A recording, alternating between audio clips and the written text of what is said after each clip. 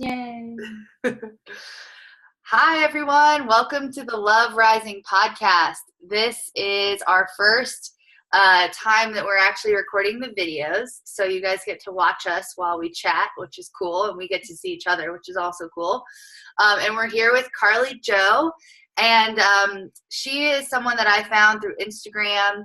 And I just thought her content was super fun, super applicable, super powerful woman talking about stuff that we need to talk about. And so we're here with her today to talk about divine pleasure, which I'm super excited because it's just going to be a fun subject, and also a subject I think that might make people a little bit uncomfortable, but just in the best possible way. So I'll read her bio. Carli Jo is a sensuality coach, cannabis feminist consultant, and certified aerial yoga instructor. Carli Jo's sensuality and cannabis women circles have been featured in the New York Times, Mary Jane Media, and Mary Magazine. She is the author of soon-to-be-published Your Amazing Itty-Bitty Guide to Sensuality in Cannabis, combining the sacred and ancient healing benefits of the jade egg, guided meditations, pleasure rituals, and cannabis. Carli Jo helps women connect to their authentic sexuality in her belief that having a fully expressed sexuality is the most potent fuel for living one's most satisfying and fulfilling life. And she's got a quote from the New York Times here that says, "It is our divine right to enjoy our pleasure." Amazing. Welcome. So what is your story and how did you get here? Because I'm super, curious, and we've chatted before, but just, what's the story? How did this come about? How did I get to become a sex educator? Yeah. And do what you do, Yeah. It's interesting. I feel that my whole life I've been really sexually curious, even as a child, always exploring, very interested. I found pleasure really early at a young age, actually sitting in I think I was in like a math class. And that part of me is actually something that I shamed for a very long time. When you're a child and you are just exploring your authentic pleasure, what feels good to you, there are parts of the body that are okay to explore, and then there's parts that are not.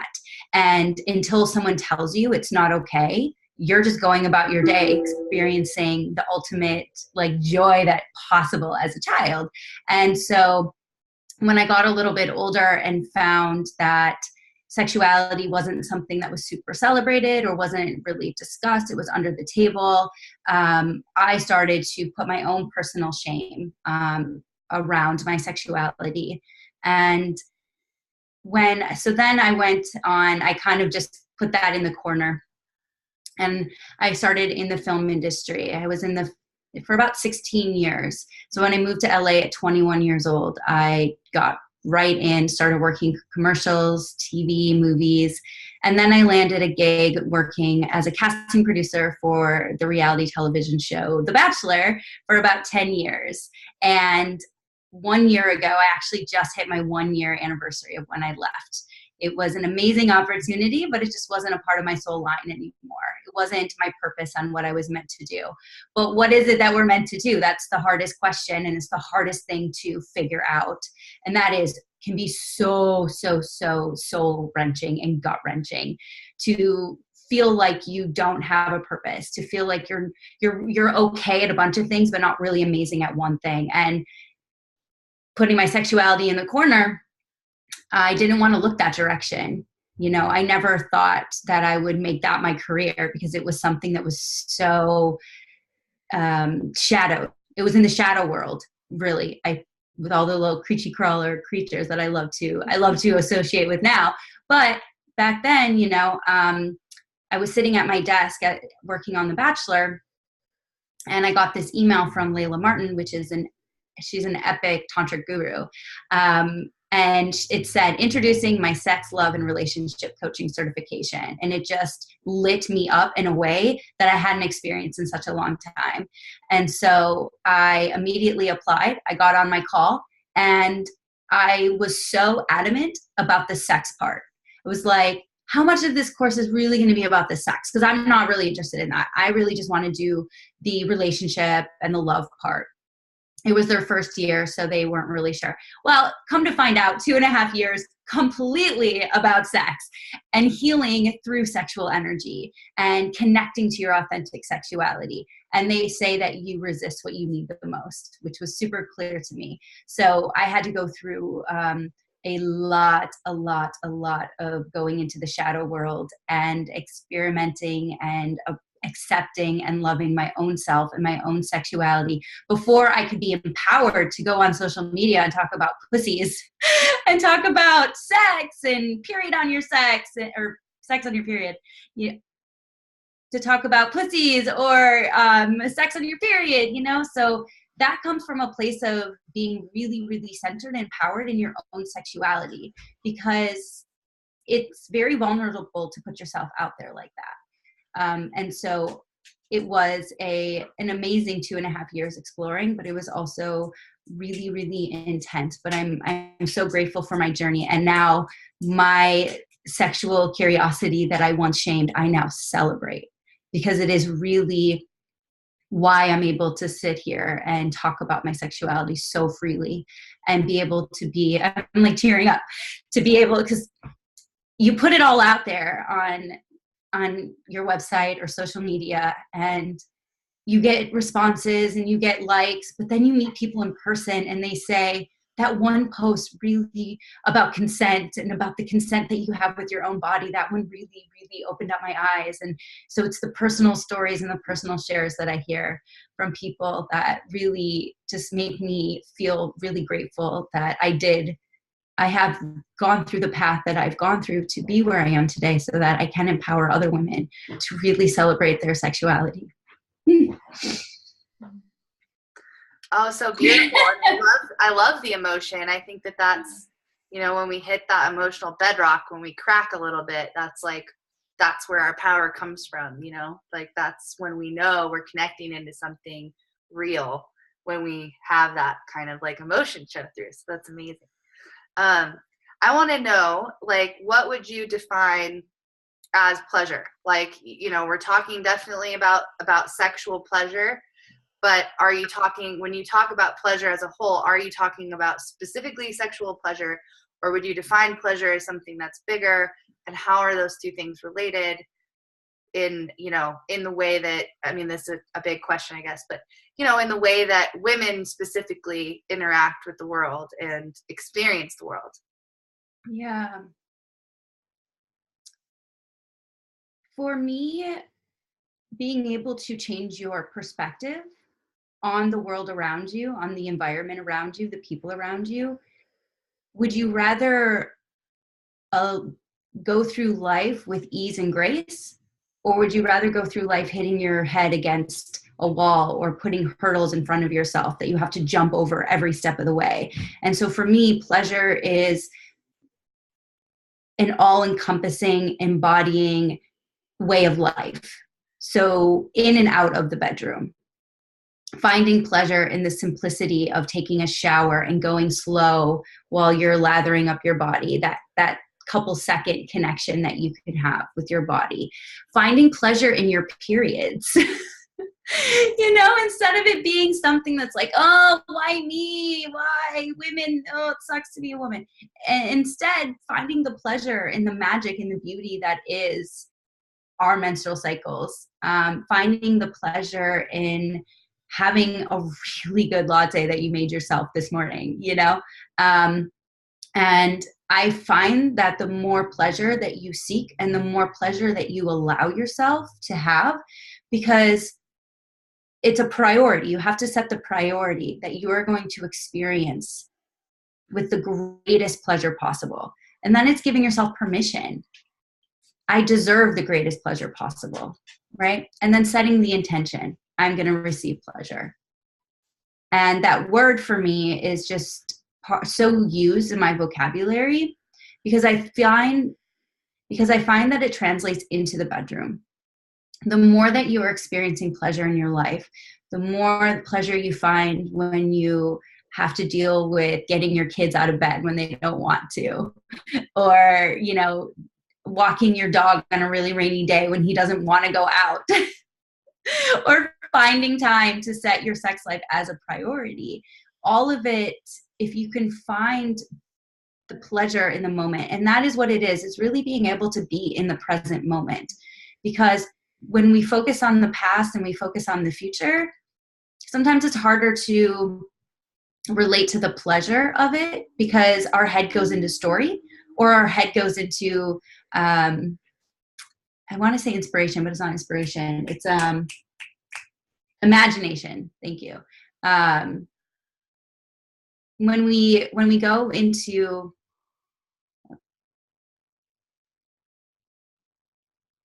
when we find ourselves living a lot in the past or in the future, and that's where our imagination can really run.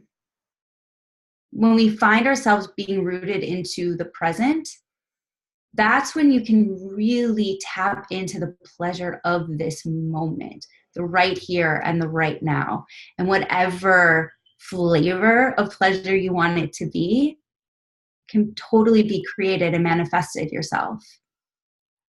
I love that you just called it the flavor of pleasure. That is so great. And I love this idea of really, it truly is just being present. And I think that's such a beautiful thing, because we do talk about being present a lot, but for people to think, oh, this podcast, this video is about pleasure, and for them not to completely tie it into the present is probably pretty normal, just because of what we've been taught, or the kind of the rules around pleasure that we've been given and that we've believed for so long. And so I just want to thank you for just bringing it to the surface and saying, hey, it's not only in the bedroom, but it's everywhere. And then that translates back to pleasure that you find in yourself, pleasure you find with your partner.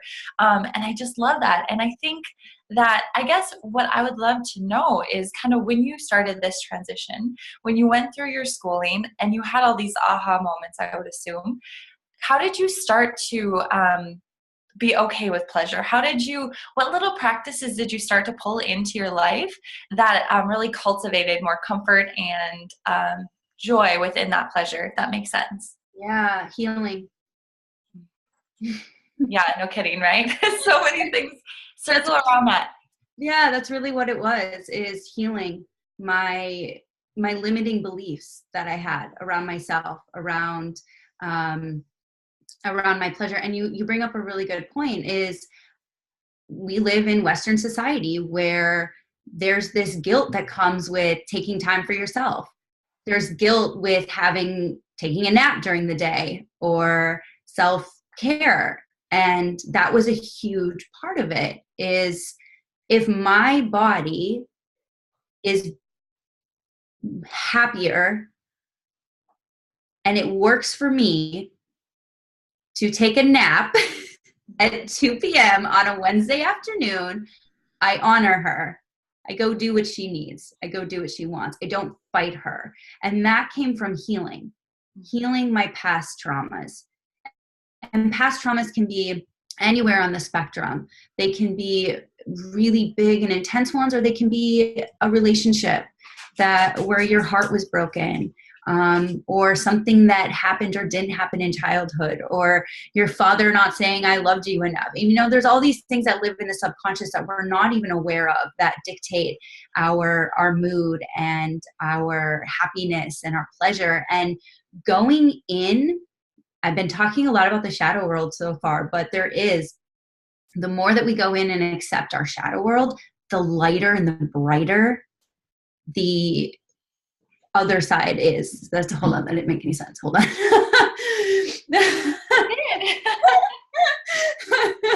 It made sense, but I can say it better. In the tantric tradition, it's all about balance, right? It's balancing the light and the dark.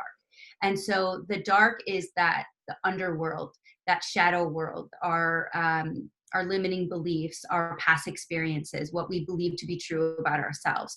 And the more that we can go in and we can accept and heal the shadow world, that darkness and that light can really balance, and you actually start to shine brighter. Things just become a little bit easier to I lost it. I think my answers flow through me. They don't come to me. So sometimes they make sense, sometimes they don't, and sometimes they're halfway through a sentence. It's like, that thought's gone. But to answer your question, which was, my practices, acceptance. You can come say goodbye. Yes, come say goodbye. Hello. This is how you say it. Welcome to Love Rising podcast. Yeah. Okay. Have fun. Love it. Love you, bye. We can- Practices. The biggest practice for me was acceptance. Accepting what is, accepting the past. I don't know if you guys have ever experienced this, but these tiny little moments of this one thing that you might have said to your brother or your aunt would kind of pop up out of nowhere. And how you felt about that experience really set the tone for the rest of your path and your journey. So if you can look back on that and just say, you were doing the best you could. You said what you felt was right in the moment. I accept you. I love you. I love you. You can move forward. And I just kept doing that. It's almost like cutting energetic cords. I just kept doing that every single time this like negative thought would come. It's not, I don't want to think about negative things. I'm just going to put you away and not deal with you. No, it's integrating that negativity, or it's integrating those beliefs, because your past experiences, they don't dictate who you are, right? We're just humans having a human experience. And so these past experiences, when they come to your present moment, can you stay in the present and just accept and love that version of you and that piece of you? Or are you going to stay in the past and just focus on, that was such a shitty thing to say, or I really hate myself for how I, responded to my brother that one time. Yeah. So that was part of it, acceptance. Really, really accepting. And then I spent a lot of time in what I call pleasure meditations. Ooh, tell us more. There is a tremendous amount of healing that comes from deep states of pleasure meditation. It is healing while bringing pleasure into the nervous system. So our nervous systems have two different paths. And there's a sympathetic and the parasympathetic, and they dictate your arousal, right? And so when you're in states of pleasure while healing anything that needs to be healed, you're allowing your body and your nervous system to feel safe, because that's really what it is, right? When you feel more pleasure in the body, you feel safer. And when you feel safe, you feel loved. And when you feel loved, you feel belong. And when you belong, you can accept and you can understand and you can move up and out and through. And my pleasure meditations vary. And now I teach them to my clients and have my clients do them as well. My pleasure meditations, I incorporated, I'm sure we'll talk about cannabis at some point, but the jade egg and a crystal dildo was the two main thing. But then sometimes they weren't even about sex. Sometimes it's just doing body mapping, just going in and being present with the body and finding what sensations are arising. Where do you feel it? What does it feel like? And you can just do that for 10 to 15 minutes, just breathing as you scan your body from your head to your toe, witnessing your sensations. That is the first step to really getting into pleasure meditations for more healing. Yeah, I was just taking a note, because there's a few things that came up through that answer. And it's like, one was, it's interesting because a lot of what you're talking about is like this very feminine, like flow, like staying in the present moment. But through the healing process, there was also a discipline there. There was the discipline of choosing, of making a priority of pleasure, like of saying, yes, I remember this past experience, but I'm going to choose to forgive it. And I'm going to choose to forgive that. And I'm going to choose to forgive that too. And I'm going to choose to accept that. So it's like this discipline of coming back to the priority that you set for yourself, right? The priority to let go, the priority to accept things and stay present in the moment. And then also this idea that life, like, well, pleasure can only happen in the present moment, for sure. And I think that that's something that, you know, you go through any sort of modality or any sort of philosophy, and it always comes back to presence, mindfulness, being here now. And that experience can actually be ecstatic, right? Like when you're talking about this pleasure meditation, it's like, I'm just feeling what I'm feeling and letting it be there. And that in itself is super pleasurable. I think I was listening to this talk yesterday, actually, and they were talking about how if you think about a state of allowance or a state of non-resistance, that is our default state, which is a state of pleasure. It's like a cork floating on the water. And the resistance, when we feel like struggle or we feel frustration or we feel anger or we feel not pleasure, that's like holding the cork under the water. So our natural default state is to stay up here on the water and just float and feel and like this ecstatic state. But we get practiced at pulling that cork under. So it's almost like if we can release and allow ourselves to just go back to our default state, we experience this kind of ecstatic pleasure. Is that kind of, would you say that's true? Yeah, that's a beautiful metaphor. Yeah, I liked it. I've been thinking about it in meditation, kind of like, oh, I'm the cork, like let myself go up. Just release it. Like let myself bob there, you know? And our past experiences hold that cork down. Right. You know, trauma, heartbreak, going left versus right. All the things that happen throughout our life, and things that we're not even aware of, things that happen and they sit in the psyche and the subconscious that we're not even aware of, that limit us from our true potential. That's all of that stuff is like sandbags that hold that cork down. And it's just going in and allowing, like you said, like allowing it to be, allowing to sit with it. Sometimes you can do that on your own, and sometimes you want to have a guide, you want to have a professional to help you, depending on your past. It's good to have someone there to hold space and guide you through as well. Yeah. I just want to kind of touch on something that you said that's really beautiful, and it's focusing on the past traumas. And I was just listening to a Gabby Bernstein. She had a call, and she was talking about how some of us don't think that our small traumas are big enough. Like you said, it doesn't have to be big. It can be that your heart was broken when you were 15 or whatever. And so I just am so glad that you brought that up, because I think people might have had what seems to be a pretty easy life compared to what they've heard from others. And then they think, well, what's wrong with me? And those little traumas do make a huge indentation on our spirituality, our mentality, all those things. Yeah. So I just wanted to bring that up if people missed it kind of in the mix of things. But another thing, and I just want, maybe, I don't know where this is going to go. Maybe it will be one question, but do you find that with your clients, you have a lot of people who are very disconnected and not present when they're having sex or in the bedroom? Yes. And kind of how do you work around that? Like, I feel like we're so disconnected, and I'm sure that translates to the bedroom in so many cases. Yeah. I mean, that's something that's one of my challenges. And that's where cannabis actually comes in, and where cannabis is intertwined with my work. So part of my schooling for 2.5 years was to do these 45 to 2 hour meditations 5 days a week for about 2 years. And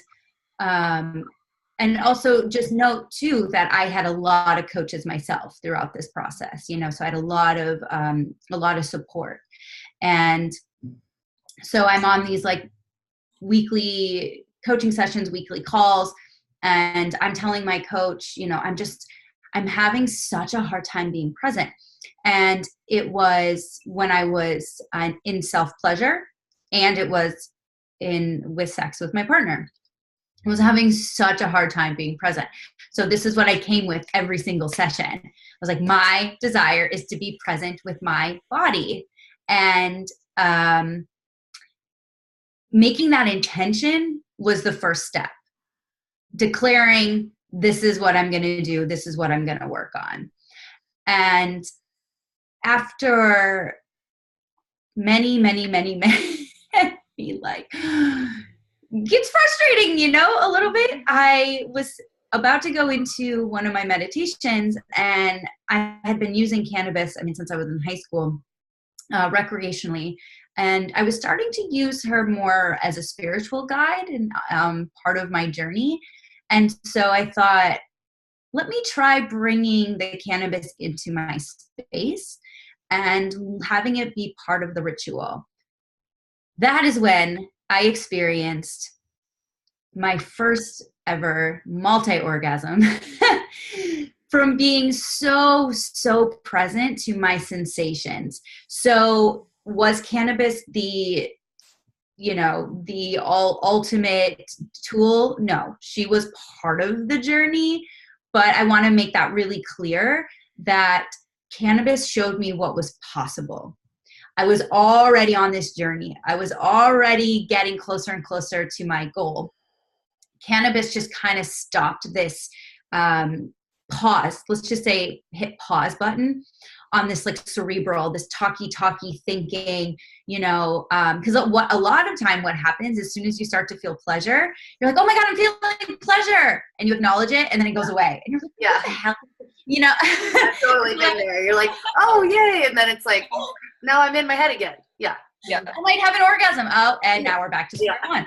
And so what I wanted to do was just focus on the pleasure, focus on the sensations that I was having. Mm-hmm. So cannabis really allowed me to see what was possible, see that my body was capable of having presence and being out of the head, and having all of the work that I had done to getting to that goal, and then in bringing cannabis in. And then I used it with my partner, and same thing happened. Then for the first time, I was able to have multi-orgasms with penetration alone, which was amazing.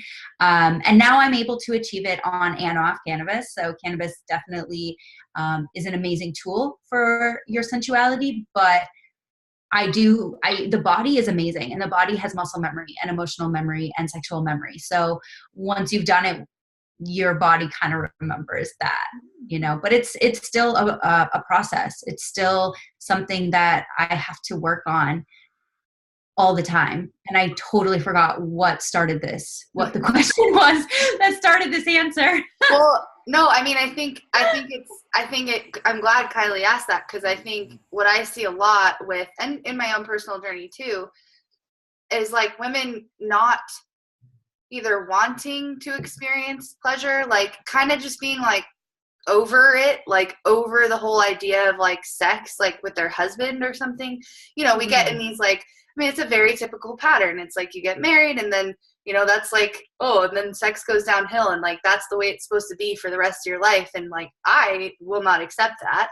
And it makes me very sad that a lot of people do, but I do see it in my clients that it's just, you have kids and life gets busy and things. And I think, it's really applicable that what's going on is that we're not in our bodies. We're not in our bodies, and there's so much stuff. I'm not working with people specifically on sex, but a huge piece of everything. One of the first things I always give my clients is to go on a pleasure hunt.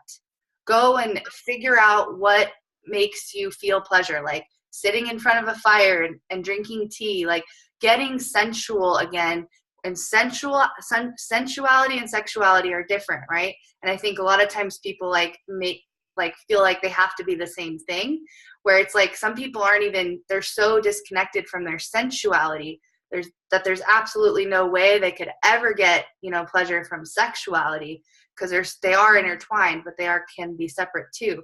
So I feel like, I guess the question that comes out of this is like, what's going on? Like, why so many women, like, just, and men probably too, in some ways, but men kind of have a different whole relationship to this. but like, why? Like, why are we, complacent in this? Like, why aren't we demanding more of ourselves in some ways, and then also of our partners, Yeah. Well, my personal theory is that because our society, was built on Puritans, yeah, that has a lot to do with it. The lack of sexual education, the lack of sexual sex positive environments that we put ourselves in. It's not, I mean, how many of us were raised in sex positive homes? I wasn't raised in a sex negative home, but it wasn't, super talked about or celebrated as it will be in my house. But I think there's this misconception, and I know a lot of famous sexologists and therapists also say this, is that there's this misconception that sex is something we just know how to do, and it's natural. And that is so wrong. Sex is something you have to work for. You have to practice. You have to spend time in self-pleasure. And that's what I teach my clients. I teach them, or I guide them, I should say. I guide them on going through self-pleasure in a different format. So it's not about, grabbing the vibrator, going to your go-to fantasy and having an orgasm. Because orgasms are great, but it's hard to get to the orgasm without experiencing pleasure. And so it's rewiring the brain and the body to experience pleasure and also make it a priority, making our sex life a priority. So I'm on this amazing app called Find Sisterhood, and it's an anonymous app. So everyone's on it anonymously except for the experts. So I have my own tab, so you can see when it's me writing. But what I get asked a lot from the women is, how do I enhance my mood? How do I get more, how do I get more in the mood? And I think that the first answer is always, you have to just make it your priority. Say, I'm going to make my sex life a priority. And then give yourself permission to experience, right? And then make your intention. I think that is the first steps to it, because there's no manual except for porn, Which might not be the best manual. But it's really the only tool of sexual education that we have. Right. If you think about it, what other education do we have, right? So we see these women who can orgasm under 5 seconds. We see these men that can have erections under 5 seconds, and we think that's how life is. And it's not. You have to work for it, and stress is one of the number one causes of like a decreased sexual arousal, number one cause of erectile dysfunction. Stress can really get in the way of so many things. But what's so beautiful is that self-pleasuring and sex is actually a de-stressor, but a lot of us find sex to be really, really stressful, and so, I hear that a lot. And I think that it's through, I made a video about this last week, actually, 3 really easy steps to increasing your sexual desire right now. Like, it can happen right now in this present moment. Mm-hmm. Make it your priority, give yourself permission to have it, and then set the intention that you're going to have it. Just that alone, intentionality is so key to being in the present moment. And if you make it your intention and make it your priority, I think you have all the tools right there to start changing your sexual priority. Someone said to me once, a sex therapist said, that our arousal is our own responsibility. Like, a lot of times we feel like it's like our partner's responsibility to turn us on somehow. And obviously there's ways that happens, and that's a really awesome connection, and we can turn each other on and all of that. But like, I love that idea, and I've taken that with me. It's like, it's my responsibility to figure out what I need to be aroused, right? And then ask for it or give it to myself, right?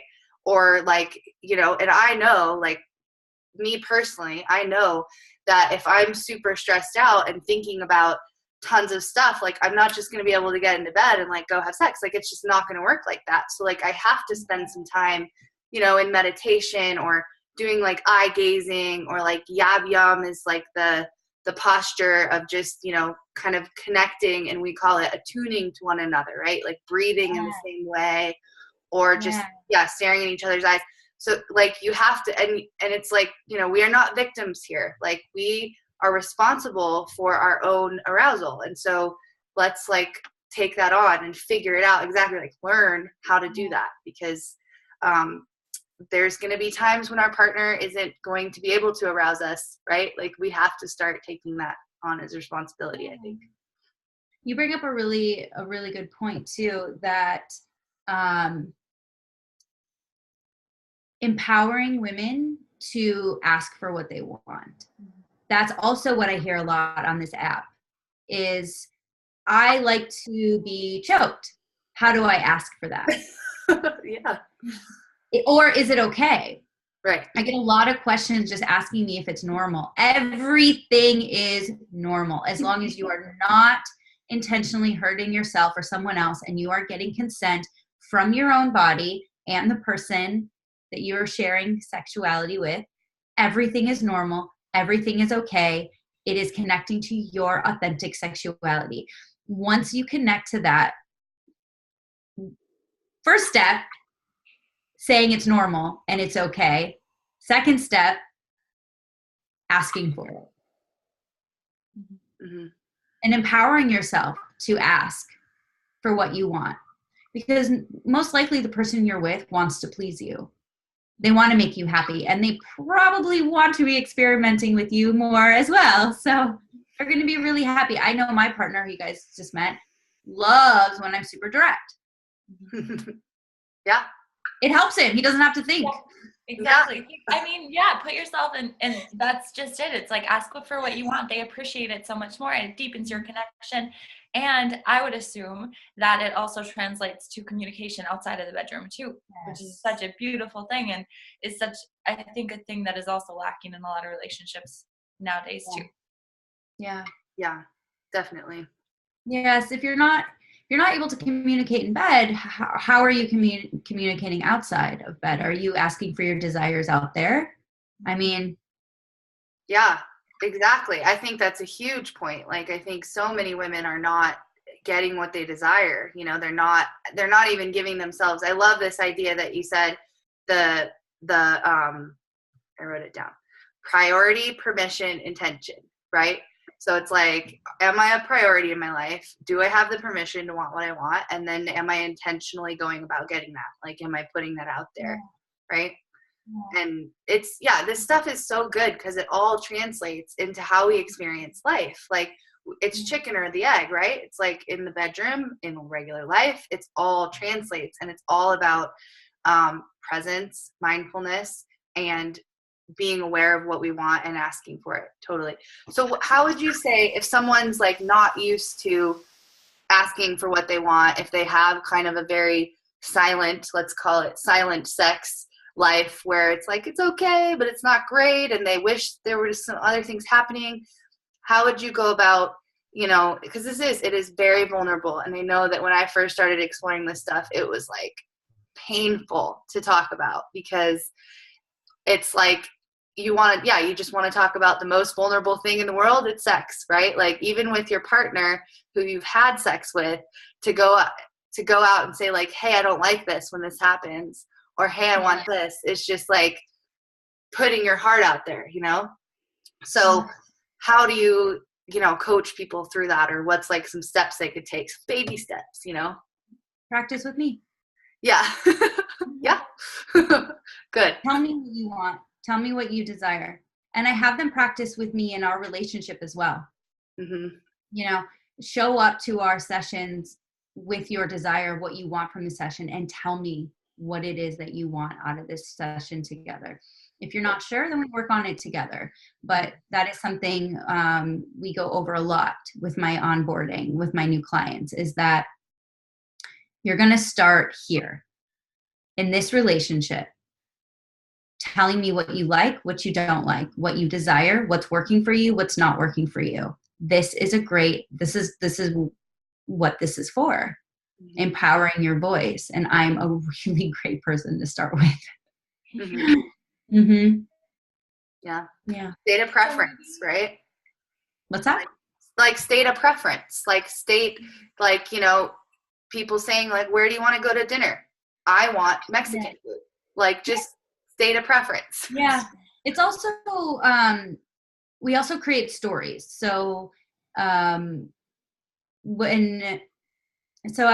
next step after that, I would say, so if you're not working with me and you don't have the ability to, practice with me, then I would go into what story are you creating around your desire? So if you want to ask your partner for anal, let's just say, this just came to my mind first. What story are you creating? In your head, you're probably imagining the worst. Like, oh, he's going to think that he or she, they're going to think I'm weird. They're going to think this, That's all story. And that's all story that you're creating. And whatever scenario you're creating in your head is probably 1,000,000 times worse than the actual. So empowering around what it is that your belief, you desire something. Are you worthy of having it? Are you deserving of having it? Yes, I am. Yeah. I'm worthy of it all. Mm-hmm. That's my story. Mm-hmm. And now I'm going to go into this conversation and I'm going to say, hey, there's something I want to try. And if you're cool with it, let's do it. It's called anal. Yeah, flip the story. You'd be surprised what happens. Mm-hmm. Yeah, our the stories that we create in our head I call them like metaphorical hurdles. Like, we are throwing so many hurdles in front of our path for us to jump over, and that is just one of them. The story that we create in our head, and a lot of it is created from outside influences. There's so much that goes on around us that gets into our subconscious that we don't even realize. When you watch TV, listen to the radio, even if you're like, well, I don't watch TV or listen to the radio. You're driving around, you're looking at billboards. I mean, there's so many things get seeped into the back of our heads that we are so unaware of. And the best way to connect to that is to be in meditation or to be in the present moment and really connect to the sensations and connect to what you're feeling and where you're feeling them. You'll start to see little connections and neural pathways. You're like, oh my gosh, there was this limiting belief that I don't deserve money, or, healers shouldn't get paid, or, whatever the belief is. Yeah. So, can you explain the jade egg a little bit more? You mentioned it earlier, so then our listeners can understand. I always have one in my desk. I always have one in my desk. So this is the jade egg. I'll pull it out. This one does not have an owner. It's my sample one. I can really see my ring light. Yeah. This is the most magical stone. So I don't know about you guys, but I love crystals, and they're all over this house. And so when I heard that there was a crystal for your yoni, which is Sanskrit for sacred space for the vagina, I was like, oh my God, I cannot wait. I was so, so, so, so excited. So Layla Martin is one of the specialists from the jade egg. It's really a really beautiful story. She, a man named Montauk Chia. Okay, hold on. Let me start over. So the type of Tantra that I studied is Taoism, and Taoism comes from China. And so they were using the jade egg, my gosh, since the dawn of time. It's actually written about in the Emperor's Yellow Classic. Mm-hmm. I think I'm saying that wrong. Yellow Emperor's Classic Yellow. And sometimes I switch the words on that one. But anyway, so this dates back very, very, very, very long time ago. And so in the 70s, a guy named Montauk Chia brought the jade egg over to the Western culture. And because he said, you are so sexually deprived. You are so in need of sexual healing. And so he brought the jade egg over and actually created a healing center around that. Then a woman named Mink DeVoe studied under him. So when he brought it over for more of the practical reasons. There are a lot of medical benefits to the jade egg. It's really amazing for postmenopausal, helping with strengthening your pelvic floor. So the pelvic floor is your pelvic bone, your vagina, your anus, and your clit. And our pelvic, this is something that people aren't talking about, our sexual health and how important sexual health is. But we are right now at the dawn of a revolution of understanding sexual health. Just like, back in the 50s, people didn't understand how important working out. Remember? I mean, there was a time where people thought runners were crazy. Yeah. Right? Or eating healthy was crazy. It's the same thing. So your pelvic floor is something that needs to be worked on. It needs to be exercised. And a lot of things can happen when you don't, which prolapse can happen where your organs just start to pull away. We also, as women, hold a lot of tension in our vagina. Now think about that. Think about that for a second. Like, if we're familiar with holding tension in other parts of our body, right? That doesn't feel good. So imagine then trying to go have sex, right? So we want to tone. We don't want tight and tense. We want to tone. So the jade egg has a very practical side to it with that. Exercises, helping heal a lot of different sexual, like healing sexual organs, I guess I would say. But then Montauk Chia, no, sorry. I was just going to add something. A lot of CrossFit women, they have problems with like peeing a little bit when they squat, like, or cough, or even cough. And this is on a practical note, like this is, helps with that. Oh yeah, definitely. Pelvic floor. Yeah, definitely. Yeah, definitely. And so women back in the tradition of the jade egg in China would just insert it and wear it around all day. Actually, jade was considered to be more valuable than gold because of its healing properties. That's how big of a deal jade. Is that one jade or is that one obsidian? It looks kind of black in the. It does look really black, but it is nephrite jade. Okay. Mm-hmm. Yeah, it's like a really, really dark green. And so Mink DeVoe was a student of Montauk Chia's and said, this is so wonderful, but there's also a spiritual aspect to the jade egg. And so she brought a little bit more of the connection that you have. So when you have a jade egg in your vagina, there is a sense of focus, right? There is something in there, and now you're focusing to a part of your body that doesn't get a lot of attention. That right there starts to build connection between you and your body. And then one of her students was Layla Martin, who then brought more of like the ritualistic part of it. And she is the one that created the pleasure, what I call pleasure meditations around the jade egg. So in the Taoist tradition, they believe that your vaginal canal acts as reflexology. So 2 inches in and then 2 inches in and goes and goes and goes, and every single part is connected to a different organ.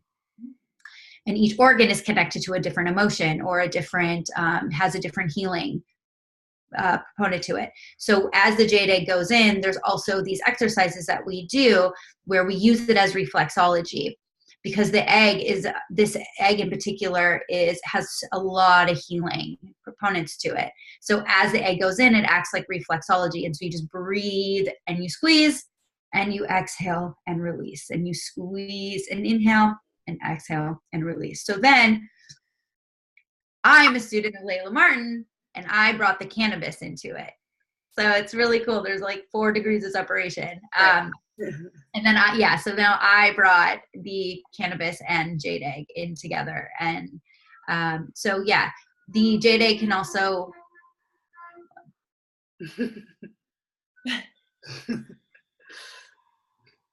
So a lot of women, I would say a good majority of women, the reason, this way. Sirens. Always. So much fun. We live really close to a fire station. Mm-hmm.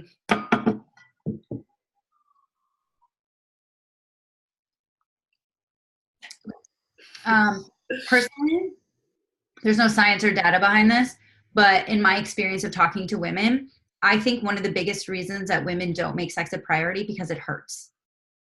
Wow. Which is medical term is vulvodynia. And it's something that I had to the point where a couple of years ago, maybe like 10 years ago, I've been with the same gynecologist for a very long time. And I told her, I said, I'm experiencing a lot of pain during sex. And when she was doing my pap smear, I had her touch. I was like, no, a little bit to the left, a little bit to the right, right there. I'm like, that's where I experience pain. I'm like, what is it? Where? Like, I just had this feeling she was going to find like a lump or a bump or something. And she was like, there's nothing there. Come to find out, it's called vulvodynia. And pain during sex is very much connected to our past traumas and our past wounds. And like we were talking about before, is that it doesn't have to be necessarily rape or molestation. Trauma can come from a fight you had with your friend. Trauma can come from losing your pet.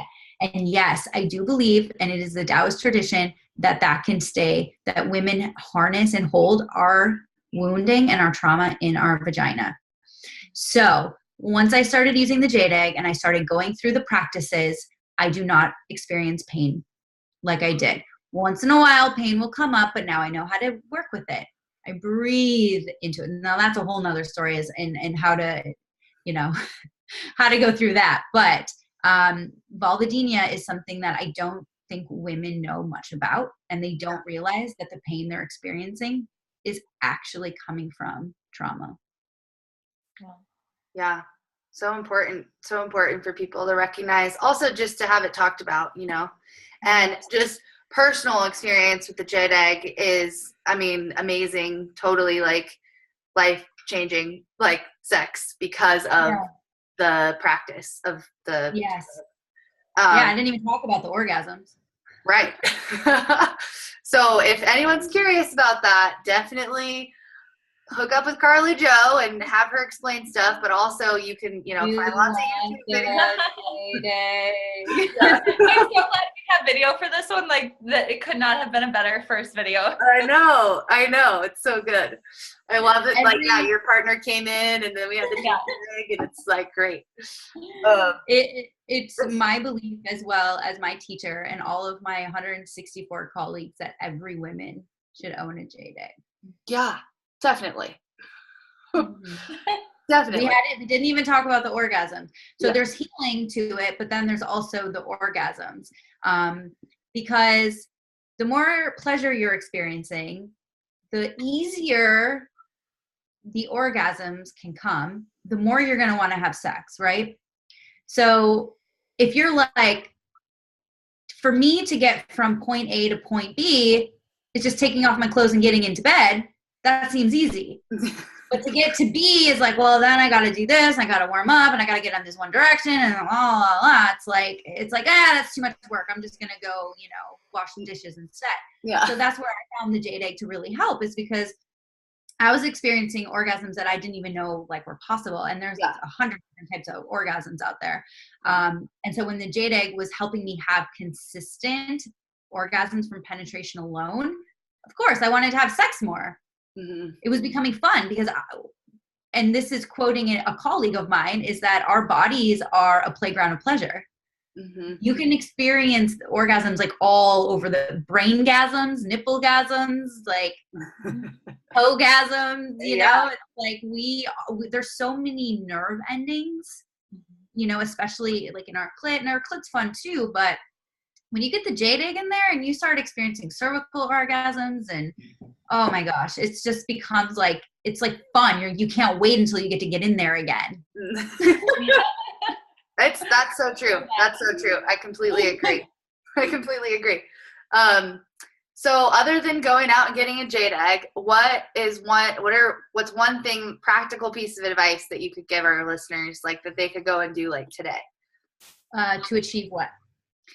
to like connect, you know, if they've resonated with this message, that getting in touch with their pleasure is going to be beneficial. Like, would you say the pleasure meditation, like what would you say they do like tonight? Tonight? Yeah. How about right now? Right now. Make it a priority. Give yourself permission. Set the intention. That is something you can do right now while you're watching this. Yeah. Right? Mm-hmm. And then allow yourself to just be open to it. Mm-hmm. You know, try not to force it. Try not to have a goal. Take the goal out of it. Take the expectations out of it. Because I really believe, yes, I could send you meditations. I could tell you breath work, but it all starts with the mind and what the mind is creating. And if you say, right now, I'm going to make my sex life a priority. I'm going to make my pleasure a priority. Then I'm going to allow myself to have it. And now I set the intention. My intention is to experience pleasure. What you're going to do that night is probably going to be coming with a little bit more grace and a little more ease, because you're not forcing it. Yeah. You know, you're just like, hey, I set this intention and now we'll see what happens. If you want a little bit more direct of an answer, then I would say the body mapping meditation, where you just slow down, you breathe, you take inhales through the nose, exhales out the mouth, let the exhale sigh, let there be noise. That can be really hard to do when you're first starting. So that's why I always cue just a sigh. That's noise, right? Allow your body to sound and to move as you breathe and as you connect to your senses. This can be also really hard at first. I remember it took me a long time before I was like, I don't understand what she wants from me. And then I just started with like, okay, there's an itch on my toe, or there's an itch on my nose, and describing what that sensation feels like. Okay, there's butterfly in my stomach. Starting there is such a really great way, because it all starts with embodiment. Yes. Being in the body is key to being present, and the key to being in the body is presence, and presence is the key to being in the body. Like they're one and the same thing. Yeah. You know? Yeah. So the more that you allow yourself in the present moment to say, okay, I'm feeling nervous. Where do I feel that? What does it feel like? You start to connect to your sensations. The more you connect to your sensations, the easier it is in the bedroom or in any kind of sexual exploration to feel your sensations, because that's giving yourself the permission and allowing yourself to feel them. Yeah. Yeah. And anyone can go to carlijo.com and subscribe, and you get that free pleasure meditation where we start with the mind body mapping. Oh, great. Awesome. Yes. Yeah. That's perfect. So Carli Jo is CarliJo.com. Sorry. And we'll link to it in the YouTube video as well as in the podcast show notes. And you can find Carli at In the Life of CJ on Instagram, correct? Mm-hmm. And yes. Anywhere else people can find you that you want to let them know? Instagram, my email or my website, and I do have I am trying to put out more videos on YouTube, and it's Miss Carli Jo MS. My partner who you met and I actually have a new series called Sex Science, an experiment on cannabis and desire. Mm-hmm. That's really, really, really, it's been fun. Together, we just experiment with different strains of cannabis. And like yesterday, we went to this event where someone gave us this like Ayurvedic chocolate that's supposed to be for arousal. So we're going to test that one. There's different ways to, and that right there, this YouTube channel is already, that's how we made our sex life a priority. Right. You know? Yes. Mm-hmm. We're like, hey, we're going to have sex and then document it. Yeah. Therefore, we have to make our sex life a priority. Right. That was really good for us. Yeah, I love that. Yeah, if you do have a partner, like that's another great piece of like kind of advice is like sit down and have like a talk about like, you know, you don't have to plan it if you're not into that, like, but you know, every Wednesday night we talk about this stuff or, you know, something like that.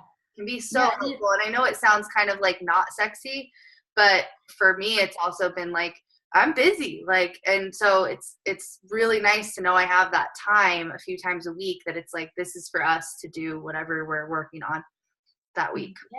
Put it in the calendar if you have to, whatever. Put it in the calendar. I do. Yeah, whatever.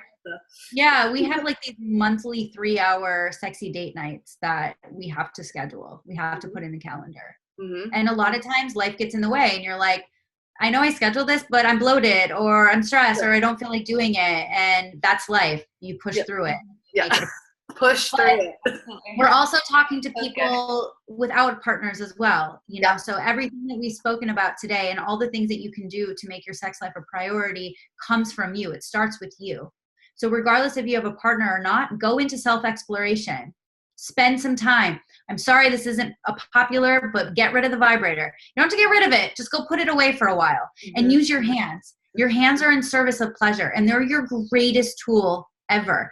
And the best way to connect to your body is through your hands, not through a vibrator. I know it's not super popular, but that's my belief, you know? So even if you have a partner, find time to go into self-exploration because that empowers you. You know what you like. You know what you don't like, how you like it. Do you like it soft? Do you like it hard? The flavor. Is this going to be a gentle session? Is this going to be maybe an angergasm? It's going to be a crygasm, whatever the flavor is.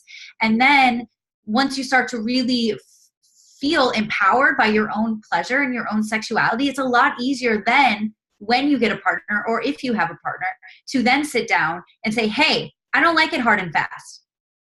There's a time and a place for that, but we can't start it that way or whatever it is. And it's okay. And it's also having the conversation in a really respectful and caring and compassionate way as well. Like that was really harsh the way I said it. But, you know, you can sit down and have a really honest conversation about like, hey, it seems like you like this. I'm kind of liking that. Do you think we could try this? Yeah. Totally. Well, thank you so much, Carly, for all of your wisdom and all of your work. And I know that this is going to, you know, open people's minds up and I really look forward to getting it out there. Yes. And if you have any questions, you can join Find Sisterhood and you can ask me anything anonymously. Or if you want to ask, I'm super open to answering any questions anyone has. So if you want to go the anonymous route, go find, it's a free app, Find Sisterhood. Or you can always email me through my my website. I'm happy to answer any questions anyone might have. Or Instagram. I answer a lot of questions there as well. But, you know, feel free to ask away. Thank you so much, Carly. This was such a wonderful. Thank you for having me. Yeah.